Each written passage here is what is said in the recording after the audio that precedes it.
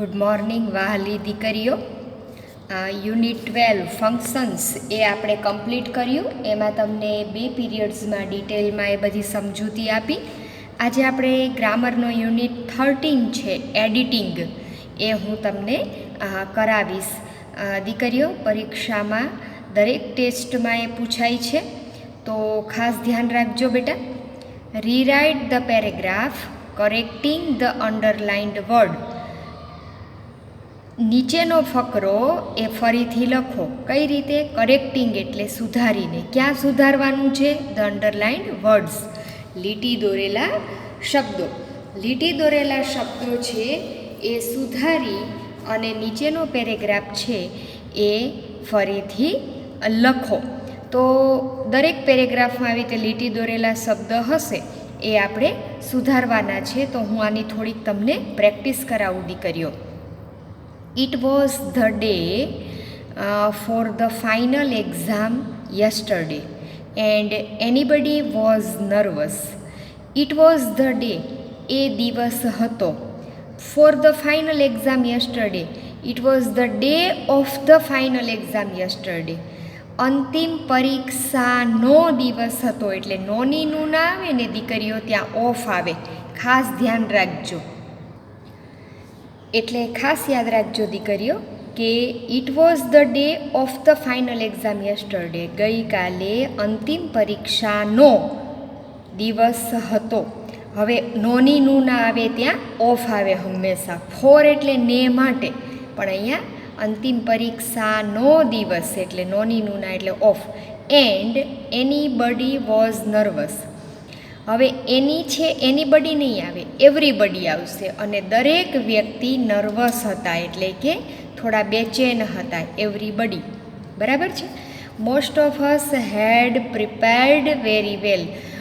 અમારામાંના મોટા ભાગના એક હેડ સાથે હંમેશા ભૂતકૃદંતનું રૂપ આવે દીકરીઓ, એટલે પ્રિપેર્ડ આવશે. પ્રિપેર્ડ વેરી વેલ, બરાબર. But some of the boys and girls hadn't tried as hard as they should. બે એઝ વચ્ચે હંમેશા વિશેષણ આવે, કોઈ પણ એને પ્રત્યય ન લાગે, મૂળરૂપ, બરાબર.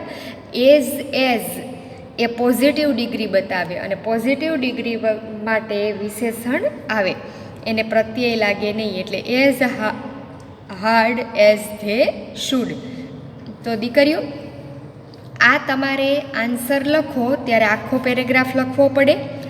લીટી દોરેલા શબ્દની જગ્યાએ સુધારીને સાચો શબ્દ લખવાનો, નીચે લીટી ફરજિયાત દોરવાની, અને આ રીતે આખો પેરેગ્રાફ લખો તો તમને પૂરા માર્ક્સ મળે બેટા.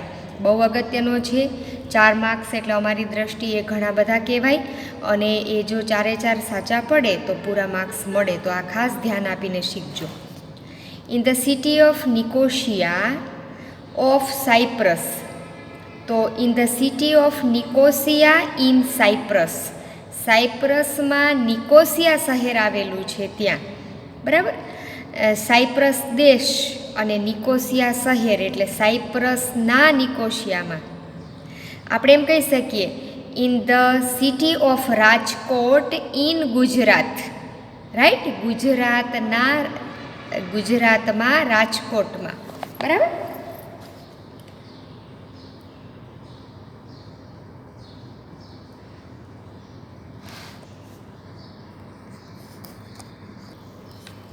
હા દીકરીઓ, in the city of Nicosia in Cyprus there was a big statue of a king. For a king નહીં, પણ શું આવશે? Of a king. રાજાનું મોટું સ્ટેચ્યુ, એટલે of a king. He ruled about 3 centuries. જો એક કરતાં વધારે, 3 બહુવચન બતાવે એટલે સેન્ચુરીઝ આવશે દીકરીઓ. અહીં બહુવચન આવશે. એક કરતાં વધારે એટલે અહીં બહુવચન આવે. 3 સદીઓથી રાજ કરતા હતા. તો વાય કાઢીને આઈ કરવાનો, અને પછી ઈએસ લગાવો એટલે બહુવચન થઈ જાય. The people of the city did not know anything about the king. KNOW, નો. એનો નો નહીં બેટા, અહીંયા નોટ તો આવી ગયું, ડીડ નોટ તો આવી ગયું, પછી ફરી નો નહીં આવે. KNOW, નો. નો મીન્સ આ નો એટલે નથી, અને KNOW, નો એટલે જાણવું. હવે જો દીકરીઓ, આ નો છે એનો નો ઉચ્ચાર જ થાય છે, કે અને ડબલ્યુનો નથી થતો, પણ એનો સ્પેલિંગ નો એટલે જાણવું એનો આખો આવો થાય છે. બરાબર છે. સિટીના લોકો રાજા વિશે કશું જ જાણતા નહોતા, એટલે KNOW નો આવશે. એટલે 4 વર્ડ્સ છે એ સુધારીને આ રીતે થાય. હવે third paragraph. Sumit always goes to school by bus. Sumit હંમેશા બસ દ્વારા સ્કૂલ જતો જાય છે, એટલે બાય બસ. કોઈ વાહનનો ઉપયોગ કરે એટલે by. He always goes on his bicycle. તો he never goes on his bicycle. પહેલાં અહીંયા કહી દીધું કે હંમેશા બસ દ્વારા જાય છે, તો તે કદી પોતાની સાયકલ લઈને જતો નથી, એટલે અહીંયા નેવર આવશે, કદી નહીં. ઓલવેઝનું વિરુદ્ધાર્થી નેવર આવશે. બટ સમટાઈમ્સ, પણ કેટલીક વાર, if his father is free, જો તેના પિતા ફ્રી હોય તો. અહીંયા કેમ હિઝ એવું દીકરીઓ? સુમિત છોકરો છે, સુમિતા હોત તો હર આવે, પણ સુમિત છોકરો છે એટલે પુરલિંગનું કર્મ વિભક્તિનું રૂપ આવે, એટલે હિઝ ફાધર સંબંધ વિભક્તિનું રૂપ. બરાબર છે. એટલે હિઝ આવશે હરની જગ્યાએ. હર છોકરી માટે વપરાય. હી ડ્રોપ્સ હિમ ટુ સ્કૂલ. તે તેને સ્કૂલ મૂકી જાય છે. I have never scene him with his father. I have sometimes. દીકરીઓ શું આવશે? I have often scene him with his father. મેં તેને ઘણી વખત તેના પિતા સાથે જોયો છે. વારંવાર જોઉં છું. એના પિતા ફ્રી હોય, ઘરે હોય ત્યારે એને મૂકવા જાય છે, તો ઓફન આવશે અહીંયા. બરાબર. I have often. સમટાઈમ્સ કરતાં ઓફન વધારે એપ્રોપ્રિએટ રહેશે, યોગ્ય રહેશે. આઈ હેવ ઓફન સીન હિમ. હું એને વારંવાર એના પિતા સાથે પણ જોઉં છું. ત્યાર પછીનો દીકરીઓ પેરેગ્રાફ. એ સેજ હેડ મચ ડિસાઇપલ્સ. તો અહીંયા એ સેજ હેડ મોર ડિસાઇપલ્સ આવશે. મચ નહીં દીકરીઓ, મચ છે એ ગણી ન શકાય એવી વસ્તુ માટે વપરાય, અને મોર છે એ ગણી શકાય એના માટે વપરાય. ડિસાઇપલ્સ એટલે શિષ્યો. એક સંતને ઘણા બધા શિષ્યો હતા. બરાબર. તો ડિસાઇપલ્સ એટલે શિષ્યો, તો ગણી શકાય એના માટે મોર. હી ટોટ ધેમ હિઝ ડીપેસ્ટ બિલીફ. તેઓને તેની ઊંડી માન્યતા શીખવતા. તો જો ડિસાઇપલ્સ એટલે શિષ્યો, ડિસાઇપલ હોય તો એક શિષ્યને એસ લાગેલો છે એટલે બહુવચન, ઘણા બધા શિષ્યો, તો અહીંયા ધેમ આવે. એક હોત ને તો હિમ આવે, પણ અહીં બહુવચન છે ને એટલે એનું બહુવચન, હિમનું બહુવચન ધેમ આવે. Is deepest billing. God is everywhere. સનાતન સત્ય છે, શાશ્વત સત્ય છે. ભગવાન બધે રહેલા છે. ભગવાન બધે રહેલા હતા એમ નહીં, વોઝ ભૂતકાળ બતાવે. ભગવાન બધે રહેલા છે એટલે ઇઝ આવશે. And dwells in everything. અને બધે વિચરે છે, બધે વિચરણ કરે છે, એટલે ઇન એવરીથિંગ, બધામાં ભગવાન રહેલા છે એટલે ઇન આવશે દીકરીઓ. એબાઉટ એટલે તો ના વિશે, તેનું ભાષાંતર કરતાં એબાઉટ નહીં થાય, પણ ઇન થશે. In everything. After the question papers were distributed, none of us was allowed to talk to anybody. જો દીકરીઓ, નકાર બતાવે, પછી અહીંયા ફરી નકાર ન આવે. બરાબર.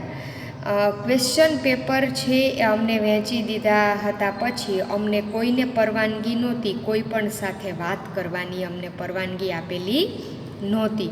તો ટુ એનીબડી આવે. બરાબર છે. કારણ કે એક નકાર અહીં નન, નો વન, કોઈ નહીં, એક નકાર આપી દીધું એટલે અહીંયા anybody. Which the time was over. તો વેન, જ્યારે સમય પૂરો થયો, જ્યારે સમય પૂરો થયો એટલે when. When the time was over we handed our answer books. Our એટલે કલાક બેટા, HOUR અવર એટલે કલાક, અને OUR અવર એટલે અમારી. બરાબર. જ્યારે સમય પૂરો થયો, અમારી આન્સર બુક ઉત્તર પોથી છે, ટુ ધ ટીચર્સ, ટીચરને આપી દીધી. અમારી એટલે OUR અવર આવશે. જો દીકરીઓ ઉચ્ચારનો જ ભેદ છે. ઉચ્ચાર અલગ અલગ થતાં શબ્દ એકદમ બદલાઈ જાય, બરાબર. એટલે our answer books to the teacher.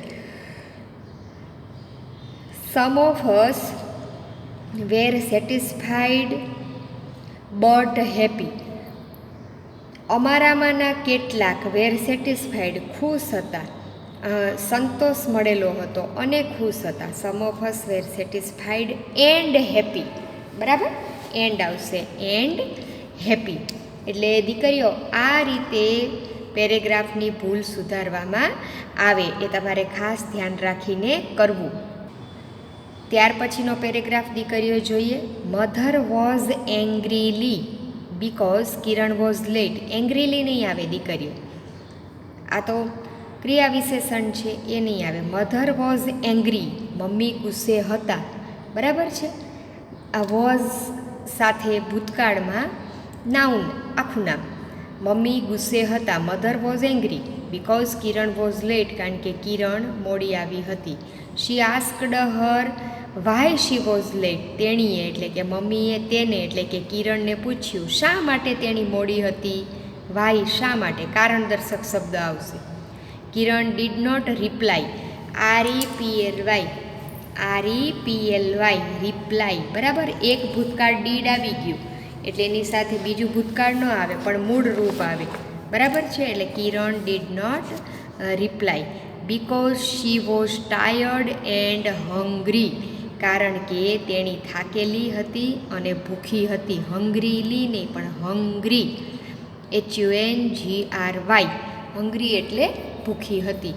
તો દીકરીઓ આ રીતે બેટા ભૂલ સુધારા થશે. હું અમુક તમને પેરેગ્રાફ્સ છે એ સમજાવી રહી છું. 1 થી 6 આપણે લાઇનમાં સમજ્યા. હવે 7th.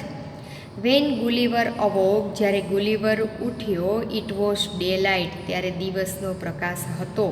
જો દીકરીઓ અવેકનું ભૂતકાળ અવોક એટલે અહીંયા ઇઝની જગ્યાએ ભૂતકાળ આવશે. It was daylight. He tried to rise yet he was not able to move. He tried to rise, rise એટલે તો ચોખા, પણ રાઇઝ RISE, રાઇઝ એટલે ઉઠવું. તેણે ઉઠવાનો પ્રયત્ન કર્યો. But he was not able to move, પણ તે હલી શકે એમ નહોતો. બે વિરોધી બાબત બતાવી. આવા એક વાક્યમાં બંને વિરોધી ક્રિયા બતાવી એટલે બટ આવ્યું. But he was not able to move. For his legs and arms were fastened to the ground on every side, on each side, બરાબર. દરેક જગ્યાએથી એના હાથ અને પગ છે ગ્રાઉન્ડ સાથે ફાસ્ટન એટલે બાંધેલા હતા. ઓન ઈચ સાઈડ, ઈચ એટલે દરેક સાઈડ, બરાબર. એટલે આ રીતે દીકરીઓ આ પેરેગ્રાફ થશે બેટા. હવે આપણે 8th પેરેગ્રાફ જોઈએ. Why we could spend some time watching the common yellow ant when we could spend. હવે જો દીકરીઓ અહીંયા ઇફ આવશે. If we could spend some time watching the common yellow ant. જો આપણે નાનકડી સામાન્ય પીળી કીડીને જોવા માટે થોડોક ટાઈમ કાઢી શકતા હોત, we would be impressed by their busy schedule. તો આપણે એનું એકદમ વ્યસ્ત ટાઈમ ટેબલ છે, એનો વ્યસ્ત સમય તેઓનો, તો આપણે એનાથી પ્રભાવિત થઈ શકીએ. તો અહીંયા દીકરીઓ ધેર એ તો સ્થળ દર્શક વિશેષણ છે, પણ કીડીઓ માટે ધેર તેઓના એટલે THEIR આવશે. THEIR ધ્યાન રાખજો દીકરીઓ. The homes of those little creatures, these આવશે. THIS ધીઝ એટલે આ, અને કીડીઓ માટે બહુવચન છે એટલે THES these. The homes of these little creatures are built carefully by highly skilled workman aunt.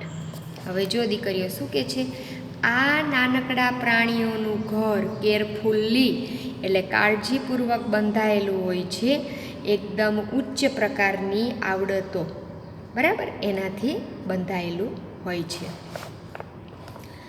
એટલે બહુવચન છે તો એ પ્રમાણે અહીંયા બહુવચનના શબ્દો લેવાના, એ યાદ રાખવાનું. બરાબર. My friend gives me A book yesterday. હવે જો બેટા ટુડે હોત ને તો ગીવ્સ આવે તો વર્તમાન કાળ, યસ્ટરડે ભૂતકાળ છે એટલે ગીવનું ભૂતકાળ ગેવ થઈ જાય.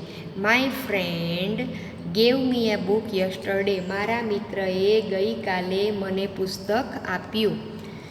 આઈ વોઝ રીડિંગ ઇટ નાવ. તે હું અત્યારે વાંચી રહ્યો છું. તો જો દીકરીઓ, અહીં ભૂતકાળ હતું તો અહીં ભૂતકાળ આવે, પણ અહીં નાવ અત્યારે હું વાંચી રહ્યો છું વર્તમાન કાળમાં ચાલુ ક્રિયા બતાવે છે તો અહીંયા વર્તમાન કાળ ઇઝ આવે, વોઝને બદલે. બરાબર. આઈ એમ, આઈ સાથે એમ આવે. I am reading it now. I found it interesting than any other book I have read. મેં બીજા કોઈ પણ પુસ્તકો વાંચ્યું એના કરતાં મને વધારે રસપ્રદ લાગે છે. તો આઈ ફાઉન્ડ ઇટ મોર ઇન્ટરેસ્ટિંગ. હવે ખાસ સમજજો દીકરીઓ કે આ સરખામણી કરી છે. સરખામણી કરી છે એટલે અહીંયા સરખામણી માટે કમ્પેરેટિવ ડિગ્રી બતાવી છે. તો કમ્પેરેટિવ ડિગ્રી છે એની સાથે હંમેશા ઈઆર લાગે વિશેષણને, પણ જ્યાં વિશેષણને ઈઆર લાગે એવું ન હોય તો એની આગળ મોર લાગે. એટલે અહીંયા શું શબ્દ આવશે? મોર આવશે. I found it more interesting than any other book I have read. મેં બીજા કોઈ પણ પુસ્તક વાંચ્યા છે એના કરતાં મને વધારે રસપ્રદ લાગે છે.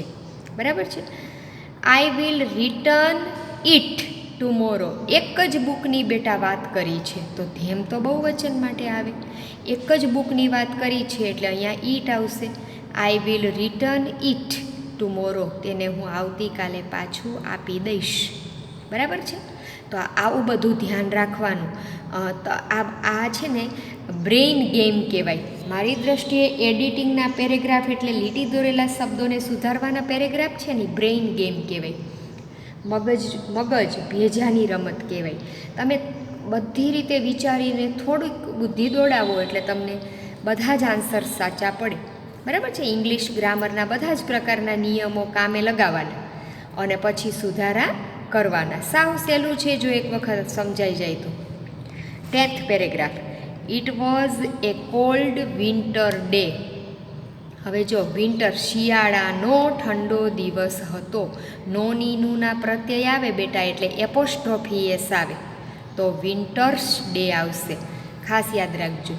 નોની નુના આવે એટલે એપોસ્ટ્રોફીની નિશાની આવે. An Arab merchant. અરબસ્તાનનો આરબ દેશનો મર્ચન્ટ એટલે બિઝનેસમેન વેપારી. Was travelling through the desert on his camel. બરાબર. અડીને ઉપર હોય ને દીકરીઓ ત્યારે ઓન આવે અને ઉપર હોય પણ અડીને ન હોય ત્યારે ઓવર આવે. An Arab merchant was travelling. Arab merchant છે એ ટ્રાવેલિંગ કરી રહ્યો હતો થ્રુ ધ ડેઝર્ટ એટલે રણ દ્વારા. ઓન હિઝ કેમલ એટલે એના કેમલ એટલે ઊંટ ઉપર એ મુસાફરી કરી રહ્યો હતો. At sunset he decided to camp for the night. સૂર્યાસ્ત થયો ત્યારે હી એટલે બેટા ઊંટે વિચારવાનું નહોતું, વિચારવાનું વેપારીએ હતું એટલે અહીંયા ધ્યેય નહીં આવે, બહુવચનનું હી આવશે. મર્ચન્ટ્સ હોત તો ધ્યેય આવે. અહીં બહુવચન વેપારીઓ હોત તો, પણ અહીંયા એક વેપારી છે એટલે હી આવશે. At sunset he decided to camp for the night. એને રાતના રોકાણ કરવાનું ત્યાં નક્કી કર્યું એટલે હી આવશે. તો દીકરીઓ એડિટિંગના મેં તમને આ 10 પેરેગ્રાફ કરાવેલા છે બેટા. 10 એના આન્સર તમારે ગ્રામરની ફેરબુકમાં ફરજિયાત લખી લેવાના અને 2 વખત સમજવાના. જ્યાં ન સમજાય ત્યાં મને ચોક્કસ પૂછજો બેટા. ઓકે, થેન્ક યુ દીકરીઓ.